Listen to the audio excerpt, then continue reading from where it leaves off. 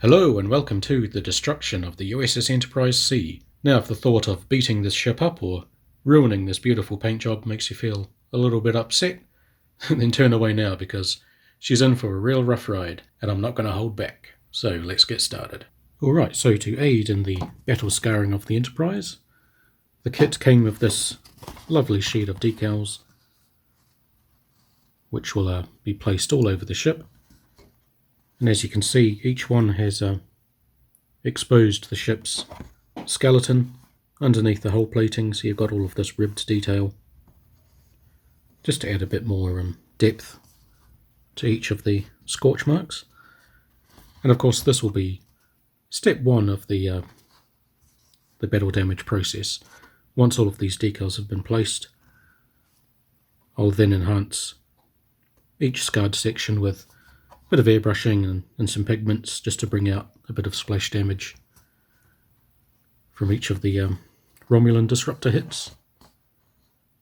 So first of all I'm going to place all of these decals according to the instruction sheet, which closely resembles the actual filming model of this Enterprise in the episode Yesterday's Enterprise. So each of these marks pretty much corresponds to how it actually looked on screen. So I'm not too worried about doing too much research. I'll just follow these instructions and then move on to the next step. And so before placing each decal, I'm just applying some water to the area, just using a small paintbrush which I exclusively use for decals so I don't contaminate it with paint. So there's a big scorch mark here. Of course the water beads up because I have placed a clear coat over the paint just to help the decals settle down.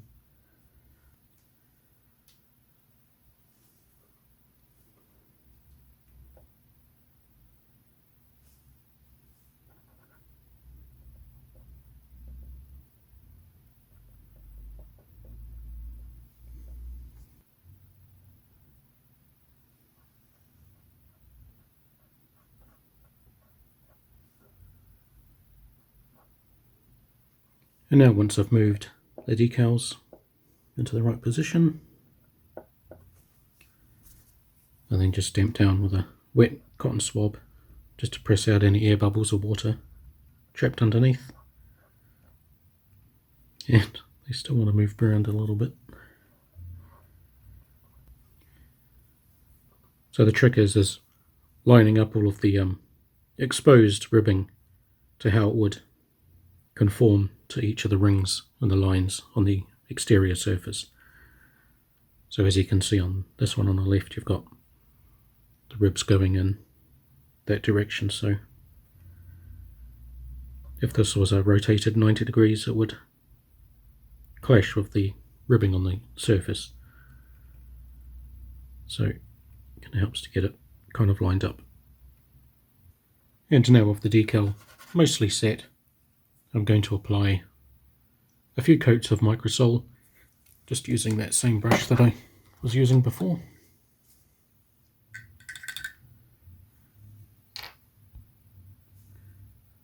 And this solution helps to partly break down the decal,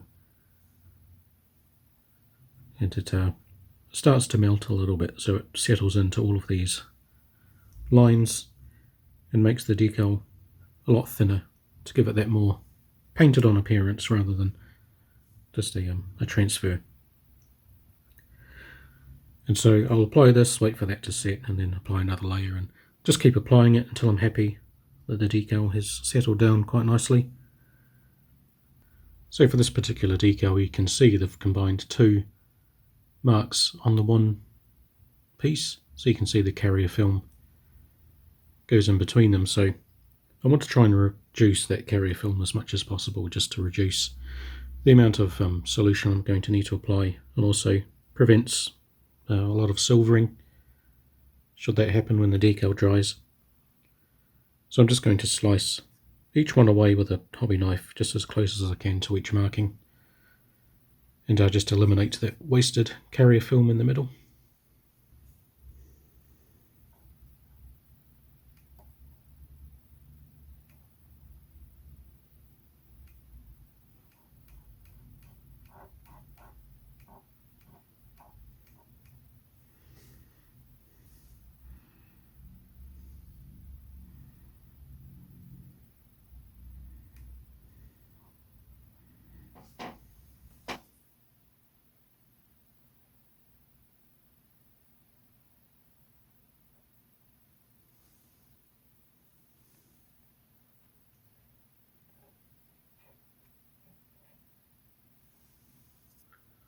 Alright, so that's the bottom half all done, and some on the sides too. And so I'll just give these a few rounds of microsol, and then I'll move on to the top.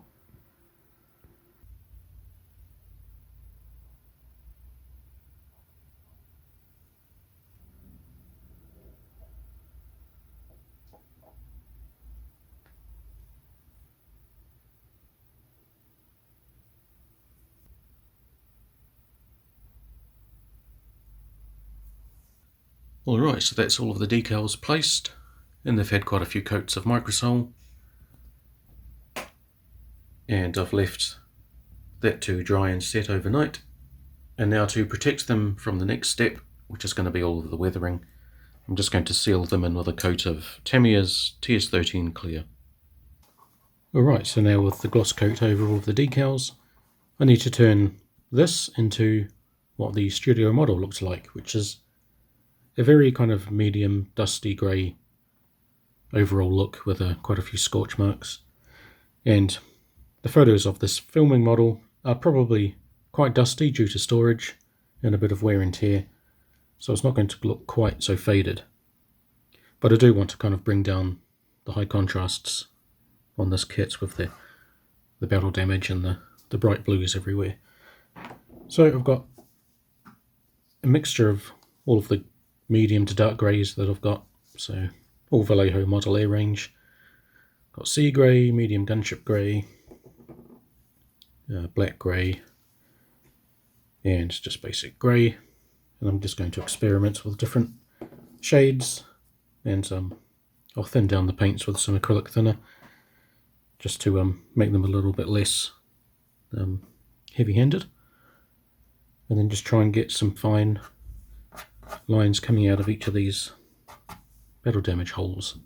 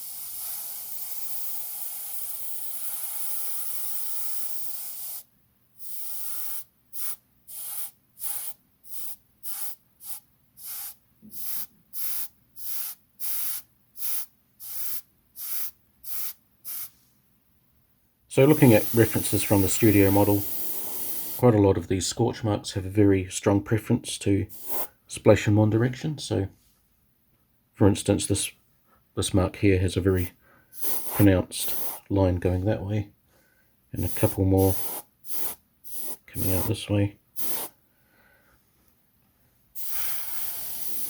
So it's quite tempting to make every single mark have like lines going in all directions, but you kind of end up looking like the ship's covered in gigantic big grey spiders.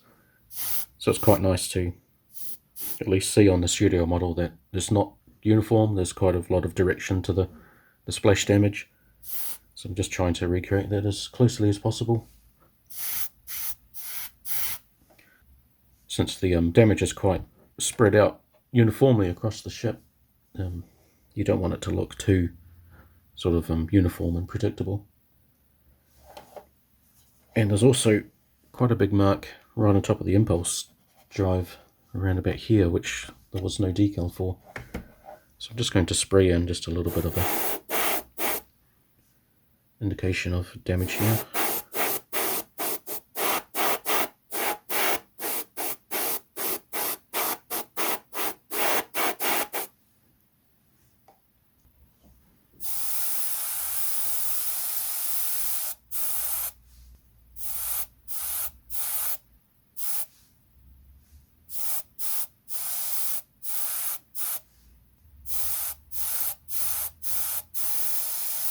And there's also the occasional random little mark of spray here and there across the model.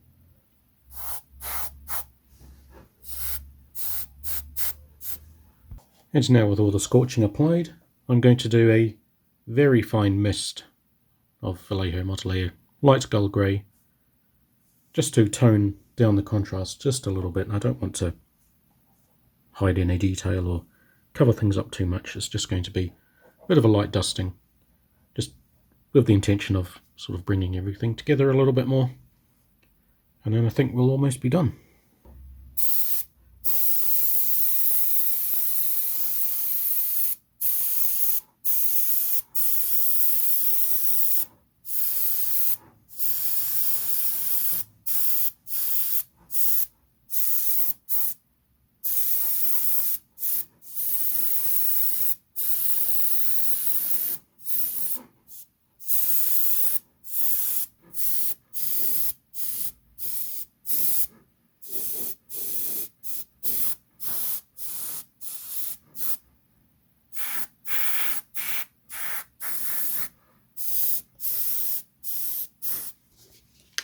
And now just using a little bit of acrylic thinner on the end of a cotton swab, I'm just going to bring back some of the spray from these decals just to bring out the detail a little bit.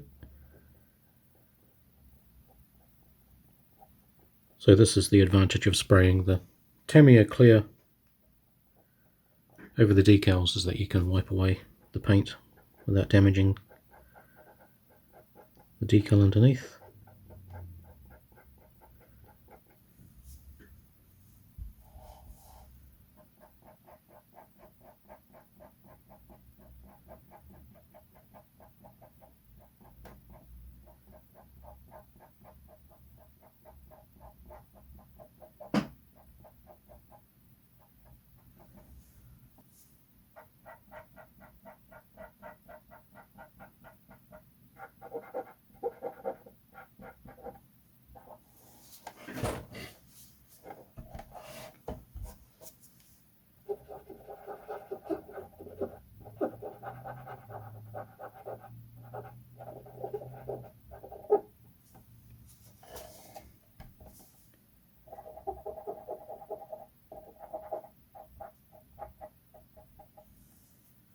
Also, just to clean up the overspray on these clear parts.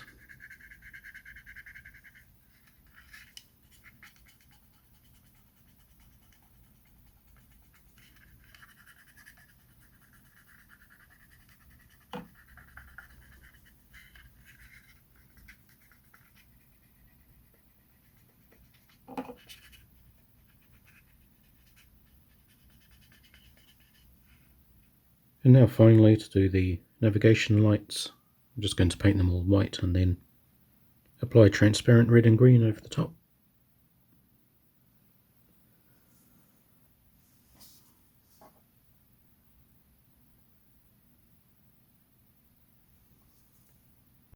And with all the painting finally complete, I'm going to give it a coat of Flat Clear by Mission Models. Alrighty, so there she is, done and dusted, quite literally. Now ready to go back in time and face the Romulans for one final destructive battle to save the Federation. So I hope you've not been too traumatized if you were a fan of the original clean look, but this is something that I've always wanted to try, and since the kit came with so many wonderful battle damage decals, I just had to go through with it really. It would be nice to get another one and do a nice clean version, or do one of the Ambassador variants, but these kits are very hard to find these days. So I was really lucky when I found this one online, snapped it up, and I hope I've done it justice. So as always, keen to know what you guys think. If you've got any questions or comments, please leave them below and I'll do my best to answer them.